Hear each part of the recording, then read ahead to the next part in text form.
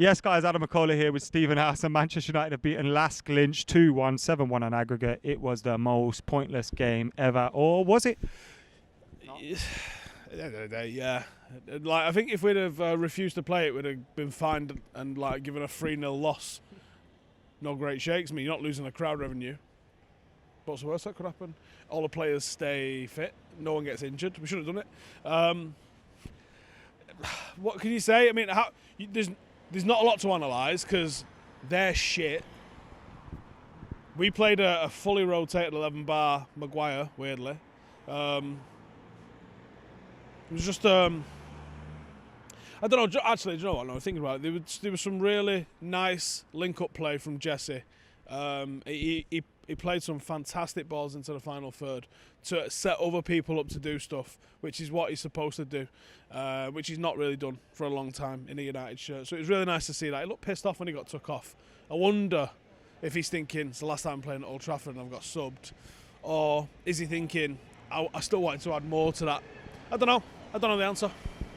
He did look very disappointed when he went off, but he got the goal which got us back into it, and maybe he was just thinking, I wanted to get another one, bit frustrated, but he looked much better today going out there. And do you think there's anyone else that particularly took their chance? We saw Igalo, Mata.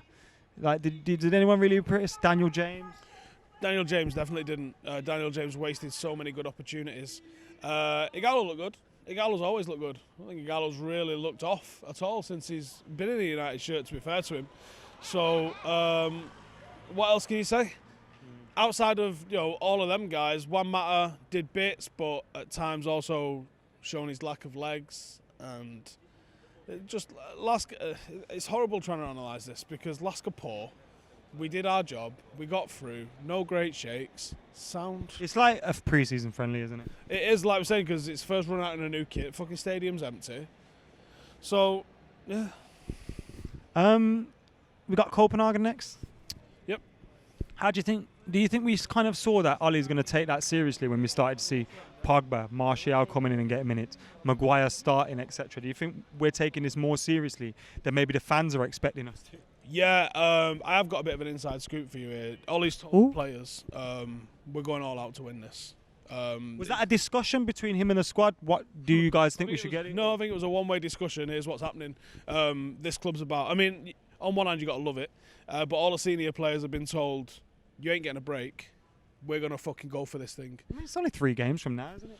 It's not the amount of games, it's the amount of rest.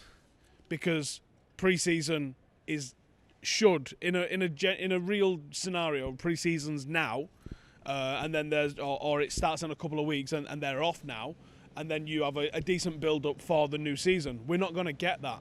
If we go all the way in Europa, you've got 3 weeks before the season starts. So I'm pretty concerned about that. That's why I kind of made a joke of it in the end on the watch line, but that's kind of was like I was a bit not feeling right about the team because it's the perfect time. Maguire, Martial, Pogba, Rashford have the day off. Yeah. Don't turn up. Yeah. Don't even come into training this week until maybe you reintroduce Maguire and stuff against Copenhagen, and then the rest in the semi-finals. It didn't make sense to me that. I think they had a few days off earlier. I think it was in from Friday. I think they was in. But they've had 2 weeks off. A week off. No. If that. Yeah, a week off. 4 days they had. It don't make sense to me. Not a long time. So, yeah, and that's the thing is, like, basically now you're looking at, you're going to have to add some depth to the squad so you can make sure that these lads don't play 38 games next year. You need to be able to go, right, okay, if we've got no forward injuries, Marcus is getting 2 weeks off then. Martial's getting 2 weeks off then. And you need to almost put it into your calendar now to be able to work around them. So you're like, okay, I'm going to give Marcus 2 weeks off in October. That means no one can be injured or he can't do it. I'm going to need to make sure he's getting minutes beforehand so he's ready to just step in so I can give him that's the level of planning that they need to be going to.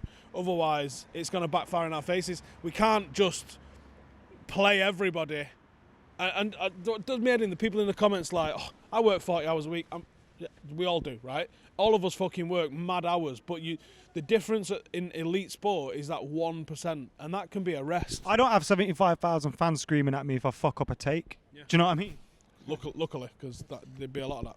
To be fair, outside Old Trafford sometimes it does feel like it. Yeah, sometimes. You wanker! Oh shit, I fucked up my take now, I've got to do another one. Hi. What's going on out here anyway? Should we talk about the weather? It's raining a bit. 50% off or something. Eat out to take out. Yeah, Eat out to do out. something like that, isn't it? Eat out, in out, eat out. Where's he going? Because that's a one-way street. He's just fucked that. Are we going to win the Europa League? No. We're going to lose in the semi-final. Semi-finals: Wolves, Olympiacos, Roma. Yeah. Sevilla. Is that who we can get? I think we're going to win it. I'd be delighted if we do, because like I said, and I agree with Ollie's stance on this to a certain extent. Ultimately, like, getting into the Champions League was plan A, and winning stuff along the way is plan B. And we do have an opportunity to win stuff, and I don't think you can consider anything a successful season unless you've won stuff. If he went on and won the Europa League, that is the best performance from a Manchester United manager post Sir Alex, because we've qualified for the Champions League and we've won a trophy.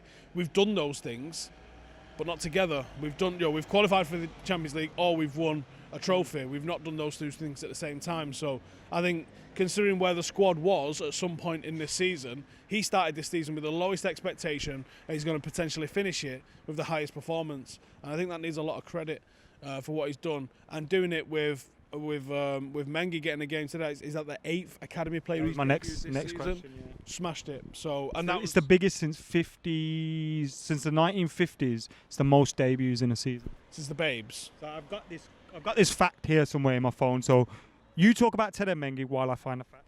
I think Mengi's quality, and he seems to like he's skipped the queue a little bit over Bernard.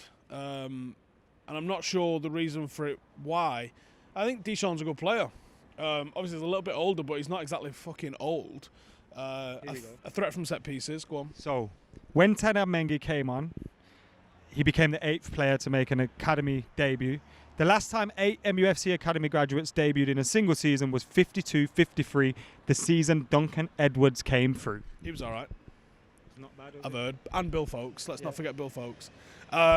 That was, I think, the year that they started winning the Youth Cup and won it then for the next 5 years, I think, consecutive. First 5.